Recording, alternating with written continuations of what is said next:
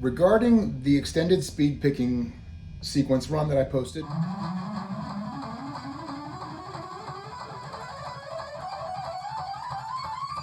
I've been asked a number of times about that.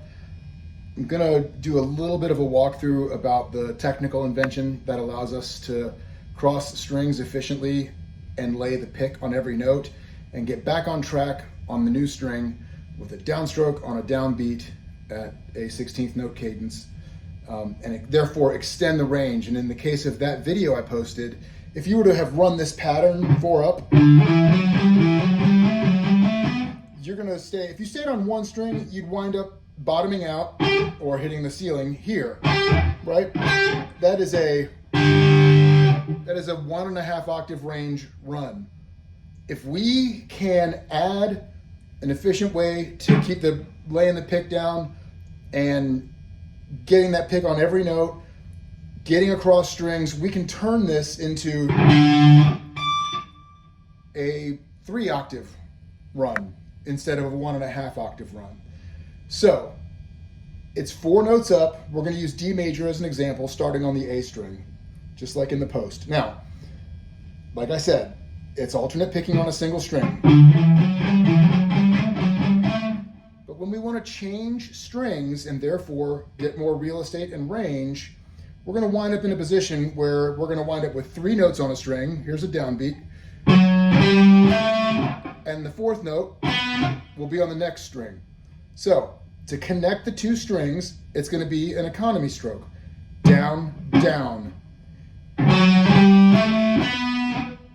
We've got to finish off the rest of that pattern. We're going to have a 4 up starting on the next note up, which in this case is G. But I'm going to up pick that A string as I come off the D string, and then I'm going to hit a downstroke on the next note, A. That enables me to then push again, downstroke, to the D string. And then to finish off that 4-note sequence, I'm set up for an upstroke here. That looks like this.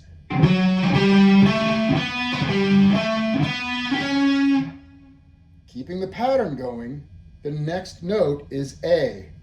We're going to move back a position because we're poised for a downstroke, and we can hit that by shifting backward 1 note and dropping the logical next downstroke that we're already set up for. And guess what? There you are, 4 notes on a string. It's down pick on downbeat. I'm going to play that transition part again. Watch the connecting stroke, then the hook, and the push, and then we're going to have a position shift. Here we go.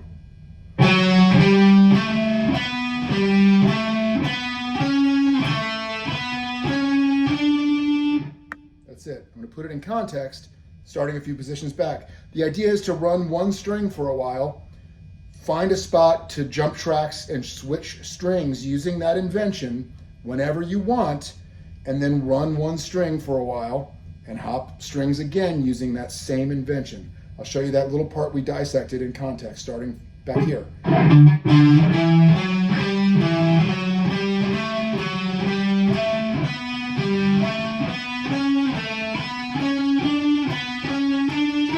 Etc. Now I'm going to add another string change and watch that same technical invention at play.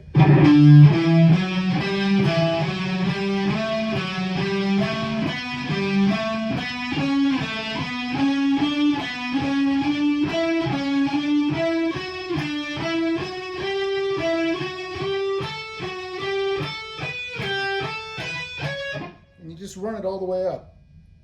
This is in contrast to, say, strict alternate picking, which will have you bouncing kind of back and forth between inside and outside picking and straddling strings and wasting a lot of motion.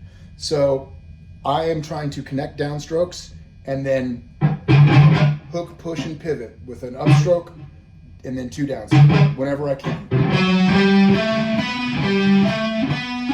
Right? Real slow, real close.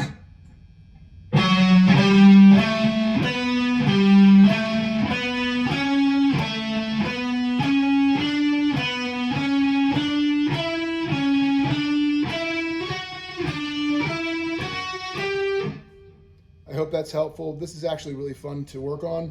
Just remember, you've got to count every note because you're going to be counting single downstrokes across 2 strings for 2 notes. So you've got to keep the clock going in your head, and you can't overly bias the tension in your wrist to be predisposed to emphasis of down picks on down beats all the time, because when you're hooking and pushing, you're going to need a little bit of flexibility. Okay, we have a lot more range of motion in our wrists to go down, and we have more musculature to pull that lever to bring the wrist down. We have less range of motion to come up for an upstroke, and I believe less musculature back up for that.